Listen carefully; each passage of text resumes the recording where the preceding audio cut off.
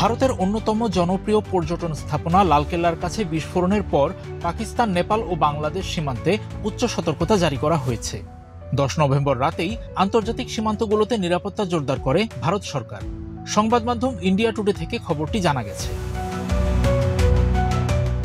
পাঞ্জাবের ভারত পাকিস্তান সীমান্ত জুড়ে নজরদারি বাড়িয়েছে ভারতের সীমান্ত নিরাপত্তা বাহিনী BSF। পাশাপাশি উত্তরপ্রদেশ, নেপাল সীমান্তেও এবং অন্যান্য সেনা চৌকিগুলোতেও নিরাপত্তা জোরদার করা হয়েছে। ভারত সরকার তাদের কয়েকটি রাজ্যে উচ্চ সতর্কতা জারি করেছে। খবরটি মার্কিন পররাষ্ট্র দপ্তরের কনসুলার অ্যাফেয়ার্স বিভাগের নিরাপত্তা সতর্কতা বার্তা থেকেও জানা গেছে।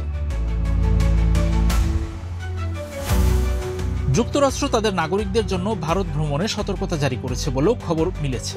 ভারতীয় সংবাদ মাধ্যম টাইমস নাও এই তথ্য দিয়েছে। সতর্ক বার্তায় নাগরিকদের সতর্ক থাকতে এবং নির্দিষ্ট কিছু এলাকা এড়িয়ে চলার পরামর্শ দেওয়া হয়। লালকেল্লা ও চাঁদনী চকের আশেপাশের এলাকা যুক্তরাষ্ট্র এড়িয়ে চলতে বলেছে। যেসব স্থানে ভিড় হয় সেগুলোর পাশাপাশি ট্যুরিস্ট স্পটগুলোর ব্যাপারে সতর্ক থাকতে বলেছে দেশটির ভারতীয় দূতাবাস। স্থানীয় সংবাদ মাধ্যমগুলোয় প্রকাশিত হালনাগাদ খবরে নজর রাখতে বলা হয়েছে। যুক্তরাজ্য সরকারও ভারতের কিছু অঞ্চলে ভ্রমণ নিষেধাজ্ঞা জারি করেছে। ভারত পাকিস্তান সীমান্ত থেকে 10 কিলোমিটারের মধ্যে সব ধরনের ভ্রমণ থেকে বিরত থাকার পরামর্শ দিয়েছে দেশটি। সীমান্ত এলাকায় সশস্ত্র সংঘাতের আশঙ্কা থেকে এমন পরামর্শ দেওয়া হয়েছে।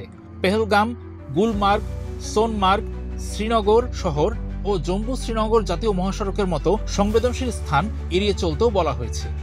এগুলো ভারত শাসিত জম্মু ও কাশ্মীরের অংশ।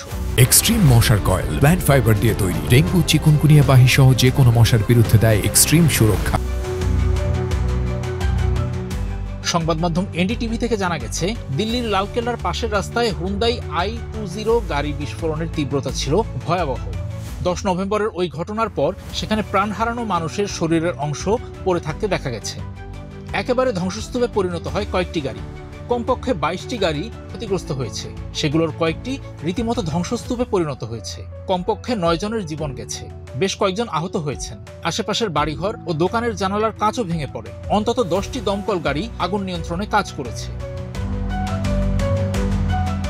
প্রতিদিন হাজার হাজার পর্যটক 17 শতকের লালকেল্লা দেখতে আসেন। 3 দিন দর্শনার্থীদের জন্য দুর্গটি বন্ধ রাখার সিদ্ধান্ত নেওয়া হয়েছে। বিস্ফোরণের কারণ সম্পর্কে এখনো কোনো আনুষ্ঠানিক নিশ্চিত কারণ জানা যায়নি। কিন্তু ঘটনাটি সশস্ত্র গোষ্ঠীর নাশকতা বলে প্রাথমিকভাবে সন্দেহ করছে দিল্লি পুলিশ।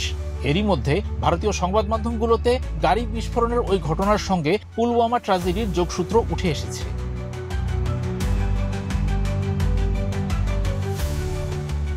ভারতের প্রধানমন্ত্রী নরেন্দ্র মোদী বলেছেন, বিস্ফোরণের পেছনের ষড়যন্ত্রকারীদের ছেড়ে দেওয়া হবে না। যারা দায়ী তাদের সবাইকে বিচারের আওতায় আনা হবে।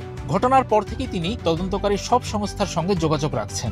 সংস্থাগুলো ষড়যন্ত্রের গভীরে পৌঁছাবে বলে আশাবাদ ব্যক্ত করেন তিনি।